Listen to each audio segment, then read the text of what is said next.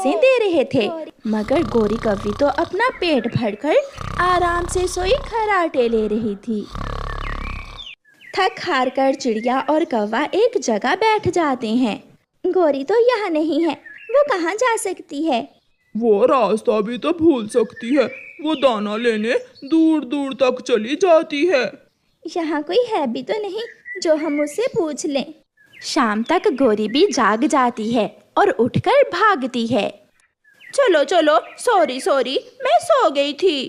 तेरा पति और चिड़िया दोपहर से तुम्हें ढूंढने गए हुए हैं और हम सब तुम्हारी वजह से यहाँ रुके हुए हैं। इतने में कालू और चिड़िया भी वापस आ जाते हैं। तुम आ गई हो? कहाँ थी तुम? हमने तुम्हें हर जगह तलाश किया, मैं तो समझा कि तुम रास्ता भूल गई हो। मैं गोरी हूँ, मैं रास्ता कभी नहीं भूलती। वो सब फिर से उड़ते हैं। वो सब दूसरे जंगल पहुँच जाते हैं।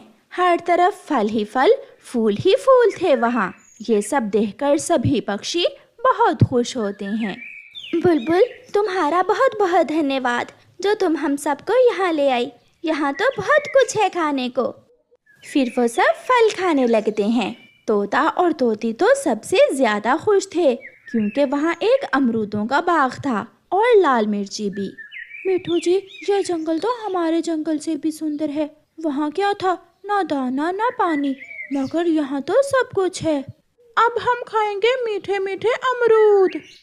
पक्षी थके हुए थे, इसलिए रात होते ही सब अपने अपने घोंसलों में जाकर सो जाते हैं। दिन गुजरते गए और पक्षी मजे मजे के फल खाते रहे। और फिर एक दिन आसमान पर काली घटाएं छा जाती हैं और बरसात शुरू हो जाती है। चिड़िया और उसकी बेटी बड़े पेड़ के नीचे बैठकर बरसात देख रही थी। मम्मा मम्मा, बारिश हो गई, क्या अब हम वापस अपने जंगल जाएंगे?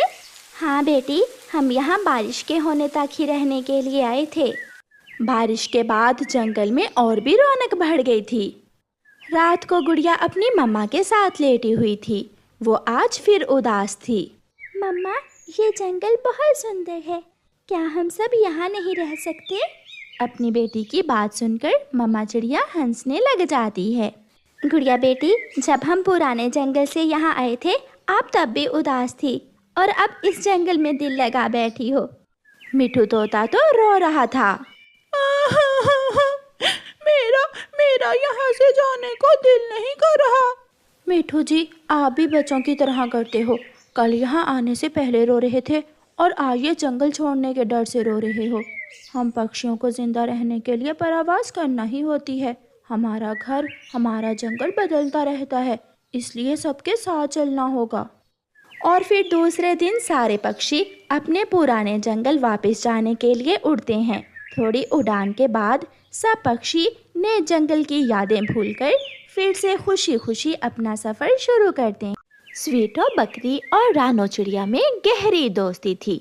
बकरी पेड़ के नीचे पेड़ की खोखर में घर बनाकर रहती थी और चिड़िया पेड़ के ऊपर अपने बच्चों के साथ घर बनाकर रहती थी। दोनों मुश्किल समय में एक दूसरे की मदद करती थी।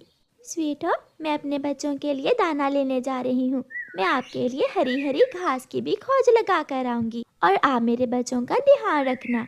मेरी दोस्त, आप निश्चिंत होकर जाइए, मैं आपके बच्चों का ध्यान अच्छे से रखूंगी। चिड़िया दाना लेने चली जाती है। उसी जंगल में एक दुष्ट लूमड़ भी रहता था।